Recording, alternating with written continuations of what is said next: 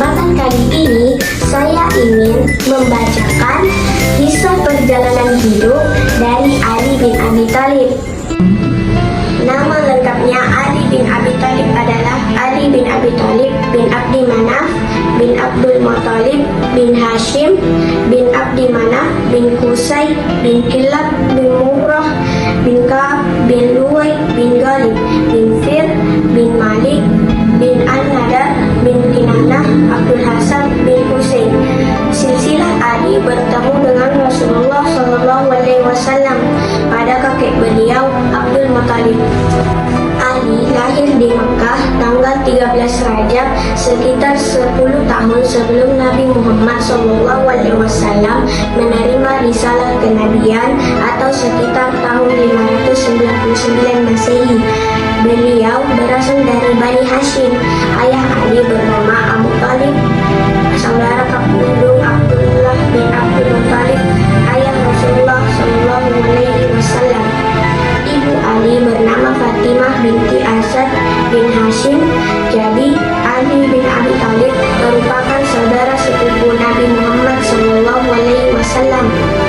Beliau dijuluki Abu Turab karena Rasulullah SAW pernah mendapati beliau tiduran di masjid sampai baju beliau dipenuhi debu. Semenjak kecil, Ali diasuh oleh Rasulullah SAW.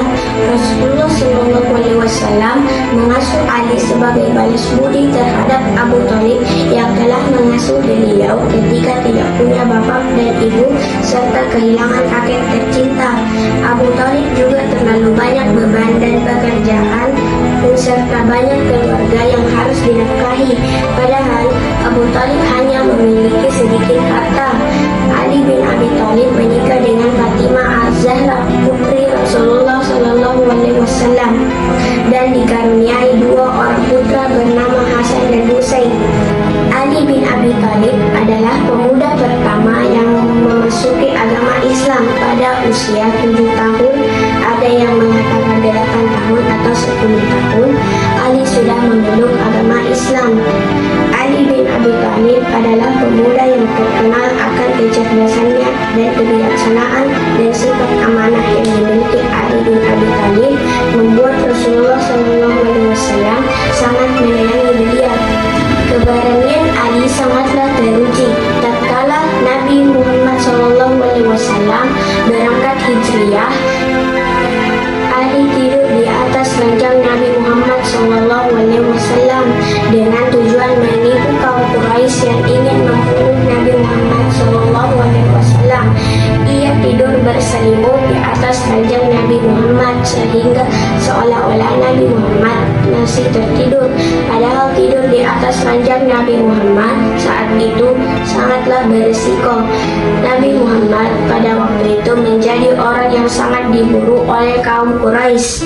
Ketika para pemuda yang akan membunuh Nabi Muhammad menemukan Ali yang berada di bawah selimut itu, mereka kecewa dan akhirnya mengurungkan niatnya. Mereka tidak membunuh Ali karena Ali bukanlah target utama mereka. Pada peperangan pun, Ali senantiasa ikut serta bersama Nabi Muhammad SAW. Semua ghazwah perang yang dipimpin Nabi Muhammad SAW ia ikuti, kecuali ghazwah Tabuk, karena pada perang itu Nabi Muhammad SAW memberikan tugas kepada Ali agar ia memimpin Madinah selama Nabi Muhammad SAW berangkat perang. Ali bin Abi Thalib merupakan khulafaur rasyidin yang terakhir. Setelah Khalifah Utsman wafat, pemerintahan Islam mengalami kekosongan. Peristiwa terbunuhnya Khalifah Utsman bin Affan menyebabkan perpecahan di kalangan umat Islam menjadi 4 golongan sebagai berikut. Yang pertama, pengikut Utsman, yaitu golongan yang menuntut balas atas kematian Utsman dan mengajukan Muawiyah menjadi khalifah. Yang kedua, pengikut Ali, golongan yang mengajukan Ali untuk menjadi khalifah mengganti Khalifah Utsman. Yang ketiga, kaum moderat, golongan yang tidak mengajukan calon apapun, menyerahkan semua urusannya kepada Allah Subhanahu wa Ta'ala. Yang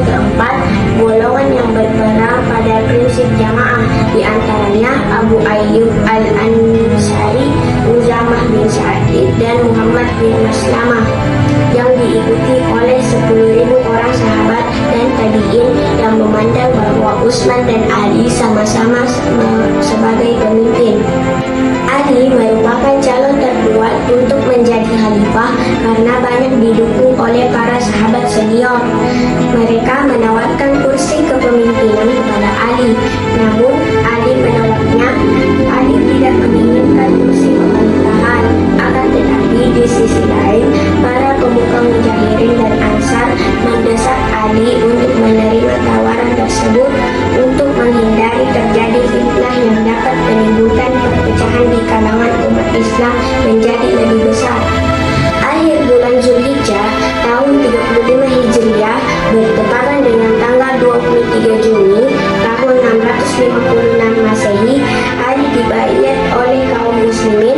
Dengan baiat ini, Ali dianggap sah sebagai khalifah dan memimpin umat Islam kurang lebih selama 5 tahun. Meski diangkat sebagai khalifah dengan mengalami berbagai titik politik yang luar biasa, masa kepemimpinan Ali tetap berhasil mencapai beberapa kemajuan, yaitu yang pertama, mengganti pejabat yang kurang cakap selama masa Khalifah Utsman bin Affan. Langkah Ali bin Abi Thalib mengganti pejabat-pejabat yang kurang cakap dianggap langkah efektif. Akan tetapi, terjadi kesalahpahaman antara kaum muslimin karena sebagian besar pejabat yang diganti merupakan kerabat Utsman bin Affan dari Bani Umayyah. Mengetahui hal ini, Bani Umayyah pun semakin tidak menyukai Ali bin Abi Thalib. Adapun gubernur baru yang diangkat sebagai khalifah Ali bin Abi Thalib sebagai berikut. Yang pertama, Sal bin Hanif sebagai gubernur Suriah, Utsman bin Hanif sebagai gubernur Basrah, Qais bin Sa'ad sebagai gubernur Mesir, Umrah bin Syihab sebagai gubernur Kufah, Ubaidillah bin Abbas sebagai gubernur Yaman. Yang kedua, mengambil alih tanah milik negara. Pada kekhalifahan sebelumnya, kerabat Utsman bin Affan mendapat banyak fasilitas dan kemudahan di berbagai bidang. Ini membuat mereka berusaha mengumpulkan kekayaan negara sebanyak mungkin. Permasalahan ini harus segera diselesaikan agar tidak terjadi kekacauan di tengah kaum muslimin. Sebagai khalifah penerus Utsman bin Affan, Ali bin Abi Thalib berusaha menyelesaikan masalah tersebut. Beliau membuat kebijakan dengan mengambil alih tanah negara yang dikuasai oleh kerabat Utsman. Yang ketiga, membenahi Baitul Mal. Ketika menjabat sebagai khalifah, Ali bin Abi Thalib berusaha membenahi Baitul Mal. Beliau menyita harta para kerabat Utsman bin Affan yang didapatkan dari cara yang tidak benar, yaitu memanfaatkan fasilitas negara. Harta sitaan disimpan di Baitul Mal.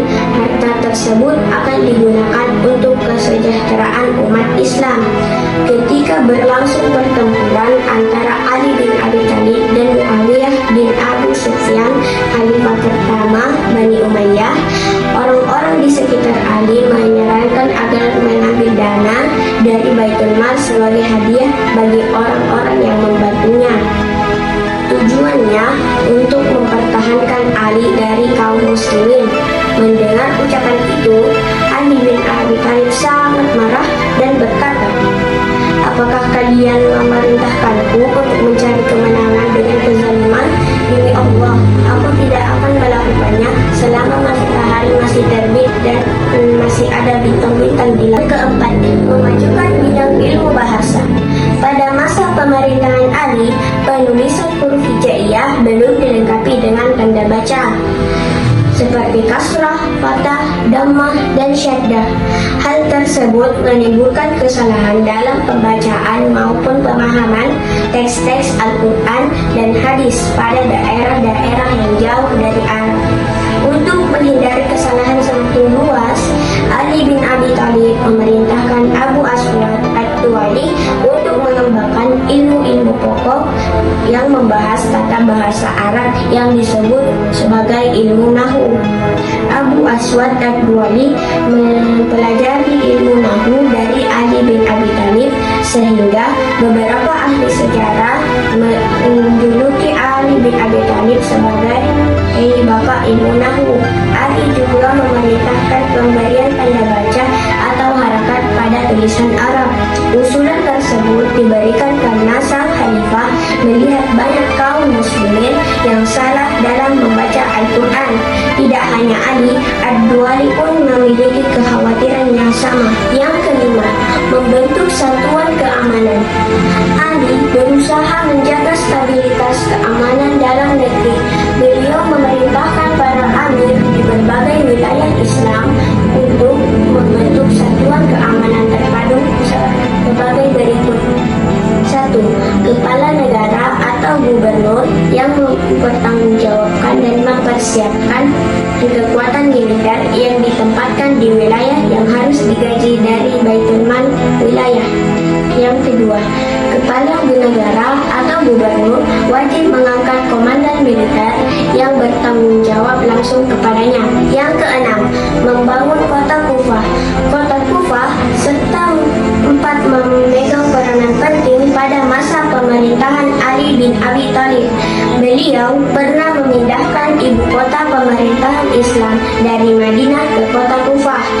Kota Kufah sempat menjadi pusat pergerakan ilmiah Islam yang telah melahirkan sejumlah ulama dan ilmuwan muslim terkemuka. Kota yang terletak 10 km di timur laut kota Najaf tergolong kota tua. Awalnya, wilayah tersebut didiami bangsa Mesopotamia.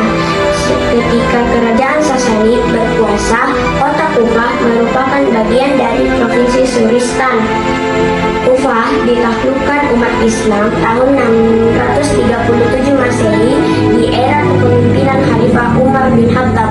Setelah kota Kufah tumbuh dan berkembang, para sahabat Rasul Hijrah bermukim dari kota itu.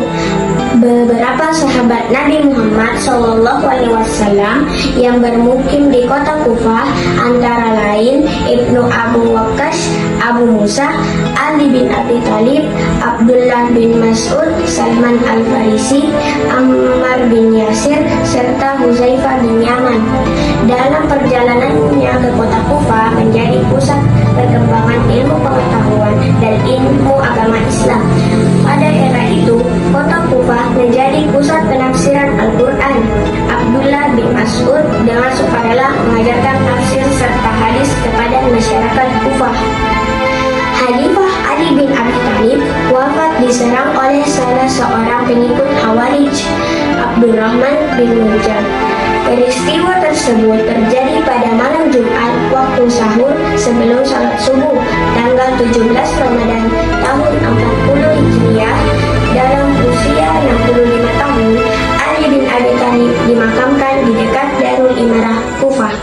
Demikianlah kisah perjalanan hidup dari Ali bin Abi Thalib. Semoga kita dapat mengambil nilai-nilai positif dalam kisah Ali bin Abi Thalib.